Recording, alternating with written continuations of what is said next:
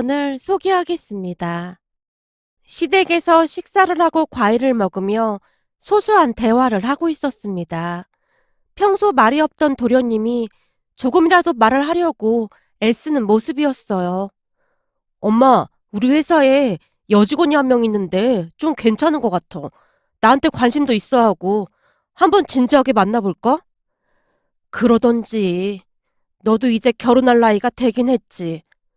뭐야, 언제든 내가 빨리 결혼했으면 좋겠다고 하더니 이제는 관심도 없는 거야? 나 조금 서운하려고 하네.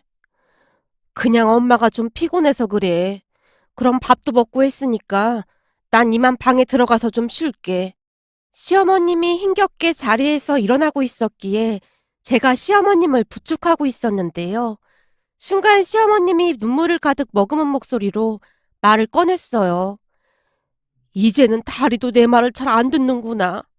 내가 어쩌다 이리 됐는지 모르겠다. 어머님, 제가 카페에 가입해서 확인해보니까 처음에만 그런다고 하더라고요. 근데 시간이 지나면 금방 괜찮아진대요. 뭐 카페? 무슨 카페? 너 혹시 암 환자 모인 그런 카페에 가입한 거니? 왜? 혹시나 내가 잘못되기라도 할까봐? 시어머님의 서슬퍼런 목소리가 집안에 울려 퍼지고 있었어요. 그 바람에 제가 움찔한 채 기어들어가는 목소리로 대답했습니다. 그런 게 아니라 조금이나마 어머님께 도움을 드리고 싶은데 저희가 아는 게 아무것도 없더라고요. 어머님 기분 나쁘게 해드렸다면 정말 죄송합니다. 제가 급히 시어머님께 사과를 했는데 당신이 말 실수했다는 것을 깨달은 것인지 시어머님이 풀죽은 목소리로 입을 열었어요. 아니다. 내가 미안하구나. 나도 내가 왜 이러는지 잘 모르겠구나. 아니에요, 어머님. 저희는 다 이해하니까 그러지 마세요. 아무튼 너한테 너무 미안하구나. 제게 사과를 하던 시어머님의 눈에서 눈물이 뚝뚝 떨어지고 있었습니다. 그 모습에 저도 마음이 너무 안 좋았기에 시어머님의 손을 가만히 잡아드렸어요. 그럼 난 이만 들어가서 쉴 테니 니들은 놀다 가라. 어머님, 잠드실 때까지 제가 책 읽어드릴까요? 책? 네, 우리 할머니께도 자주 읽어드려서 저 그런 거 아주 잘하거든요. 어머니께는 특별히 어머님이 좋아하시는 수학책 읽어드릴게요. 라며 제가 활짝 웃고 있었는데요. 순간 남편이 우리 대화에 끼어들었습니다.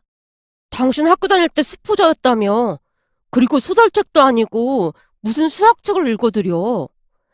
뒤에 해설집 보고 읽어드리면 되거든? 당신이 잘 모르나 본데 수학 문제집 한 권 사면 반절이 해설집이거든? 아, 그래? 남편이 터져 나오려는 웃음을 억지로 참은 채 대답을 하고 있었는데요. 다른 책도 아니고 수학책을 읽어드리겠다는 말에 흥미가 생긴 모양으로 한동안 우울한 표정만 짓고 계시던 시어머님의 얼굴이 오랜만에 활짝 펴져 있었습니다. 그래? 진짜로 수학책을 읽어준다고? 네, 물론 제가 많이 부족하긴 하지만 최선을 다해보겠습니다. 라며 제가 우렁차게 대답을 했는데요. 그래? 그럼 그러던지. 근데 책은 무슨 책으로 할 건데? 우리 집에 있는 책은 다들 너무 두꺼워서. 그럴 줄 알고 제가 수학 문제집 한 권을 가지고 왔습니다. 거기다 집에서 몇 번 연습까지 하고 왔어요. 제가 백 안에서 수학 문제집을 꺼내서 시어머님을 모시고 방 안으로 들어갔습니다.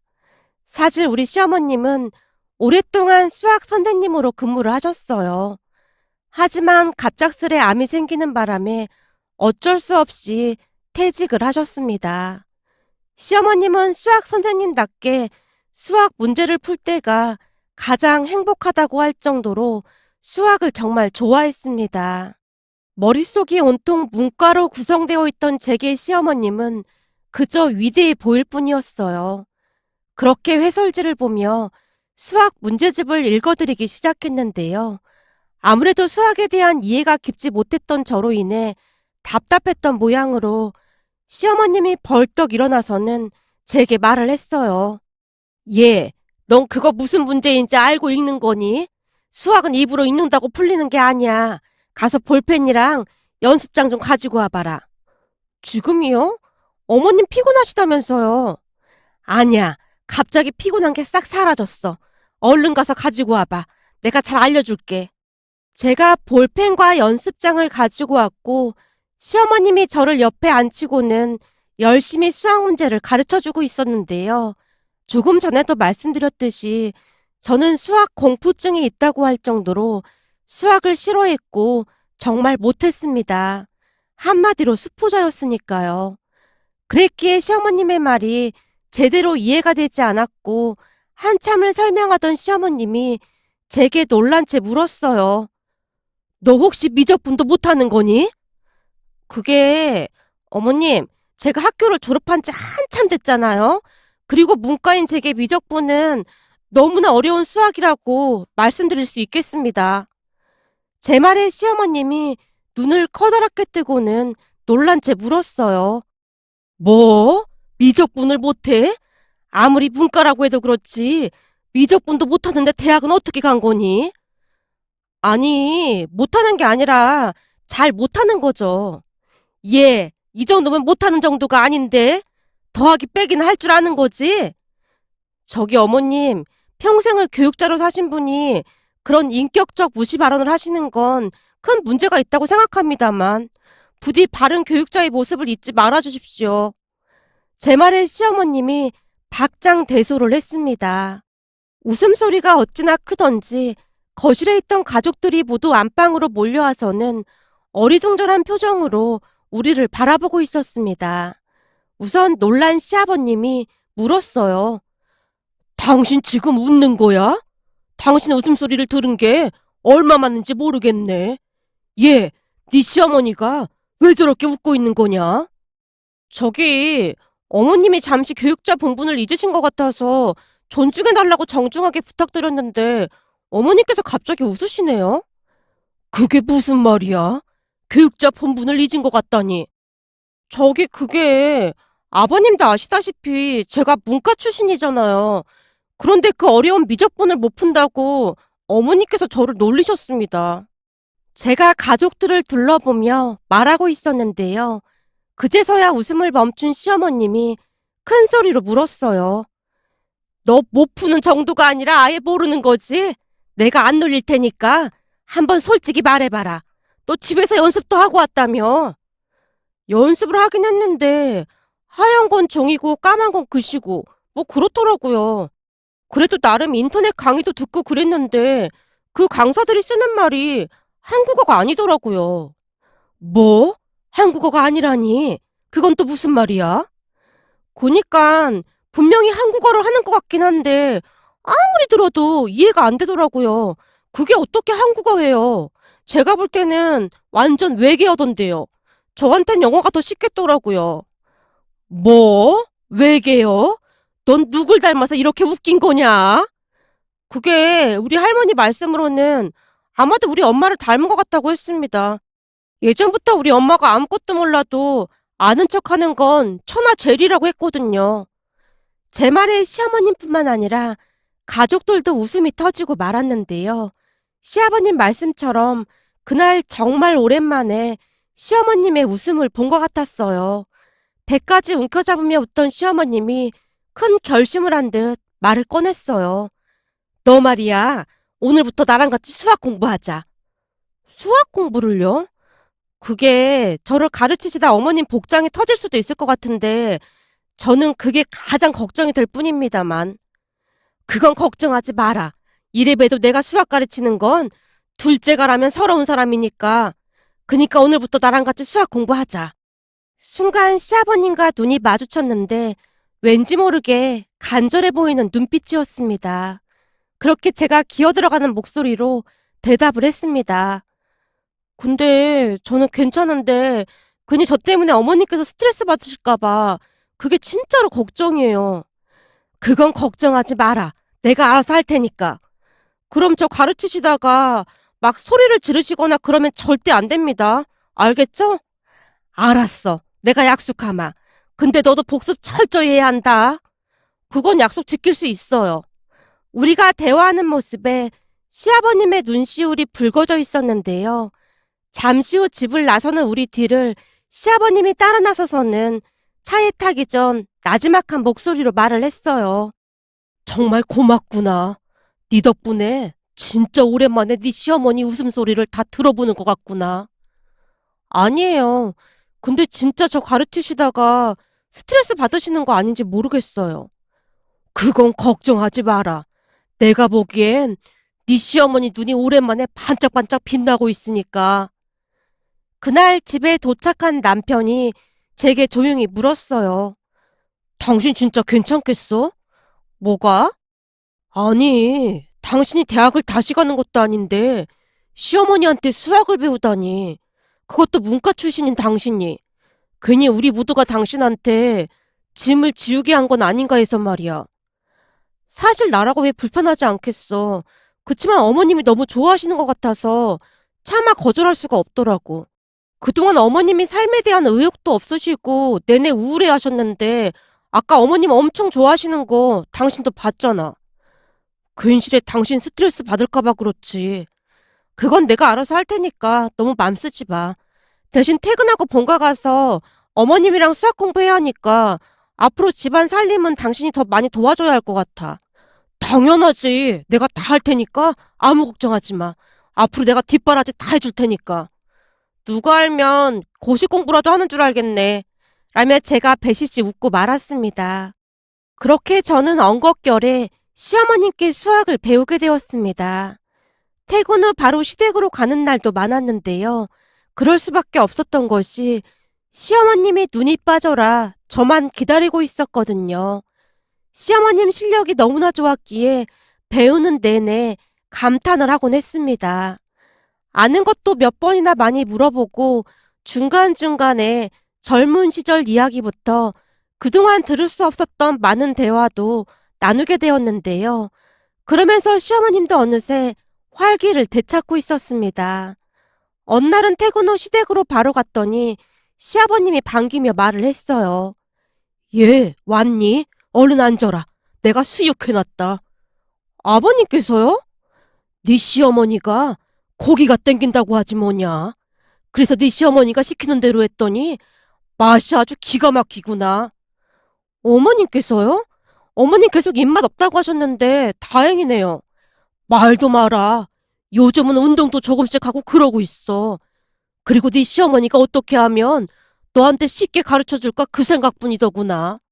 아무리 문과 출신이라고 해도 너무하다고 그러던데. 너 어저께 거 복습은 했니? 네 시어머니 말로는 네가 어제 배운 걸 조금 어려워한다고 하던데. 그럼요. 어제 집에서 새벽까지 공부했어요. 거기다 회사 점심시간에 밥도 빨리 먹고 수학 공부했는걸요? 이 수학이 어렵긴 해도 참 매력적인 것 같긴 해요. 문제가 풀릴 때마다 희열을 느낀다니까요. 다행이구나. 네가 은인이다, 은인이야. 시아버님의 눈시울이 다시 붉어져 있었습니다.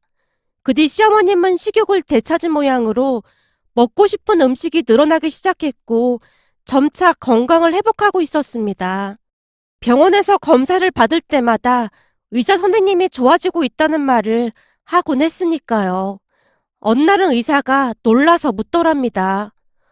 아주 좋아지고 있습니다. 그동안 잘 못 드셔서 걱정이었는데 요즘은 아주 잘 드시는 것 같네요. 그럼요. 아주 잘 먹고 운동 겸 산책도 다니고 있는걸요. 제가 건강해야 우리 며느리한테 수학을 가르쳐 줄 수 있거든요. 네? 수학이요? 그게 무슨 말씀이세요? 저기, 이건 비밀인데 글쎄 우리 며느리가 미적분을 못한다니까요. 이래봬도 제가 명색이 수학선생 출신인데 그걸 보고 있을 수가 없어서 지금 우리 며느리한테 수학을 가르쳐주고 있습니다. 예? 미적분을요? 저기 이것도 비밀인데 미적분이 문제가 아니고 기초부터 싹 다 배우고 있어요. 사실 우리 며느리가 학교 다닐 때 수학을 잘 못했다고 하더라고요. 그렇게 시어머님이 의사 선생님께 제게 수학을 가르쳐준다는 이야기를 한참 동안이나 했다는데요. 아드님이 장가를 참 잘 간 것 같네요. 들어보니 며느님이 시어머님 생각하는 마음이 아주 깊네요. 참 부럽습니다. 우리 며느리는 찬바람이 쌩쌩 불거든요. 암튼 앞으로도 며느리 수학 가르쳐 주셔야 하니까 식사도 잘 하시고 운동도 잘 하셔야 합니다. 라며 의사가 당부까지 했다네요. 어느 날은 제가 시어머님을 모시고 정기 검진을 다녀온 적이 있었는데요. 의사가 궁금한 듯 묻기도 했어요. 저기, 수학 진도는 어느 정도 나갔나요? 이제는 미적분 풀 수 있나요? 네? 교수님이 그걸 어떻게 아세요? 제가 놀라서 묻고 있었는데요. 시어머님의 의사에게 마구마구 눈을 깜빡이며 말리고 있었어요.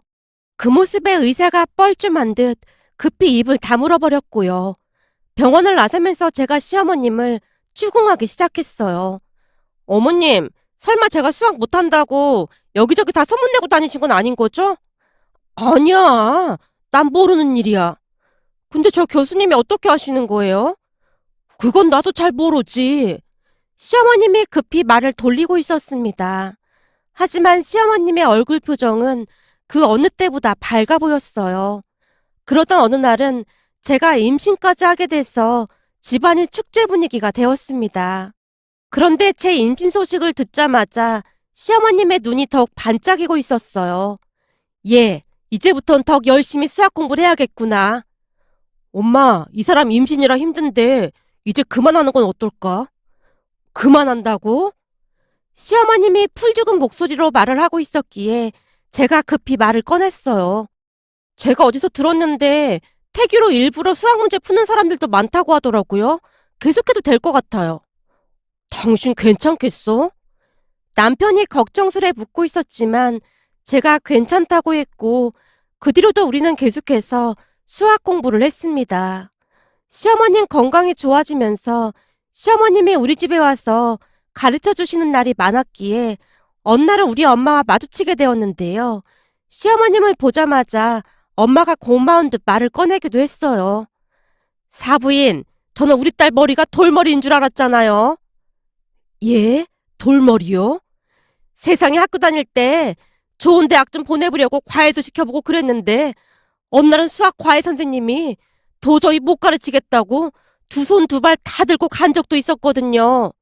근데 사부인이랑 같이 공부하면서 그동안 풀리지 않았던 미적분이가 뭔가를 풀 수 있게 됐다고 아주 난리도 아니더라고요. 근데 아무리 봐도 사부인 실력이 진짜 좋은가 봅니다. 대체 어떻게 하셨길래 돌머리가 미적분을 풀게 됐을까요? 라고 물었는데요. 엄마의 표정이 너무나 진지했던 나머지 시어머님이 웃음을 터뜨리고 말았어요. 그렇게 저는 막달 때까지 태교를 한다는 마음으로 열심히 공부를 했습니다. 그런데 그 뒤 기적이 일어날 줄 누가 알았겠습니까? 우리 아들이 자라면서 수학에 천부적인 재능이 있다는 걸 알게 되었거든요. 급기야는 영재검사에서 수학 영재로 확인이 되었습니다. 어느 날은 친정에 갔더니 동생과 제부가 저를 기다리다가 급히 말을 꺼냈어요. 언니, 우리가 곰곰이 생각해봤는데 준서 말이야. 절대 그럴 수가 없거든? 우리 준서가 왜? 그렇잖아. 내가 듣기로는 아빠 머리보다 엄마 머리를 더 많이 닮는다고 하던데 언니는 옛날에 수포자였잖아. 근데 준서가 수학 영재라니 이게 말이나 되는 소리야? 네가 잘 몰라서 그러는데 나 이제는 옛날에 그 수포자가 아니거든. 준서가 내 머리를 닮은 게 확실하다 이 말이야. 너도 알다시피 이게 다 우리 시어머님 덕분이야. 그니깐 사돈어르신이 언니한테 수학을 가르치실 정도면 나도 할 수 있을 것 같거든? 학교 다닐 때 내가 언니보다 수학은 훨씬 잘했잖아. 그래서 하고 싶은 말이 뭔데? 그래서 말인데 사돈어르신께 나도 수학 좀 가르쳐달라고 하면 안 될까? 뭐? 우리 어머님께? 아무리 그래도 사돈인데 그건 좀 그렇지 않니? 사돈 사이가 좀 불편한 사이인데 시댁으로 가서 받기도 그럴 것 같고. 그니까 언니가 말 좀 잘해주면 안 될까? 내가 이 나이에 어디 가서 수학을 배우겠어. 요즘은 스터디 카페 같은 곳에서 공부해도 된대. 언니가 한 번만 물어주면 안 될까? 제발. 제 동생이 어찌나 간절하게 묻던지 거절을 하지 못한 채 어쩔 줄을 몰라 하고 있었는데요. 남편이 먼저 입을 열었습니다. 내가 보기엔 우리 엄마도 좋아하실 것 같은데? 엄마 누구 가르쳐주는 거 무진장 좋아하시잖아. 그래도 좀 그렇지 않나? 제가 다시 걱정스레 대답을 하고 있었는데요. 동생이 급히 대화에 끼어들었습니다. 저기, 우린 수업료도 낼게. 그래야 나도 덜 죄송할 것 같아서 말이야. 그 뒤 제가 시어머님께 조심스레 말을 꺼내봤는데요. 제 말을 듣자마자 시어머님이 좋아서 어쩔 줄을 몰라 하셨어요. 정말이니? 진짜로 나한테 수학을 배우고 싶다고 했단 말이야? 네, 꼭 배우고 싶다고 하긴 했는데 아무래도 불편할 것 같아서 걱정이에요. 아니다, 난 할 수 있어. 내가 해줄게. 정말이요? 그럼 너도 알다시피 내가 너 수학 가르쳐주면서 암도 완치됐잖니. 그게 나한테는 보약이나 마찬가지야. 그러니까 같이 하자고 전해라. 라며 시어머니께서 문제집을 산다며 서점으로 향했습니다. 그렇게 제 동생도 임신한 상태로 시어머니께 수학을 배우게 되었습니다. 시어머님 말씀으로는 동생이 저보다 더 열성이라고 했는데요. 수학 영재인 우리 아들을 보고 더욱 그랬던 것 같았습니다.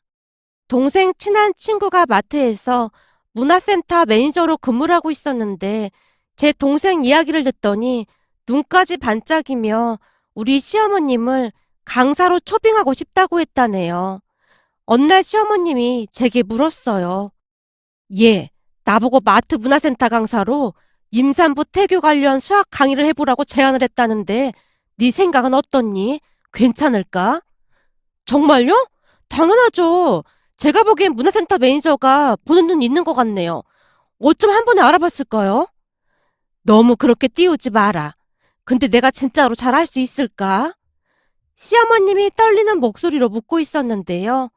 당연하죠. 어머님은 저 같은 수포자도 가르치신 분이잖아요. 그러니까 충분히 하실 수 있을 거예요.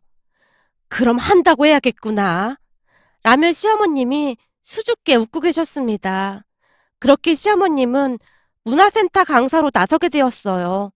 태교만으로 손주를 수학 영재로라는 광자명이었는데요. 생각했던 것보다 인기가 더욱 폭발적이었다고 하네요.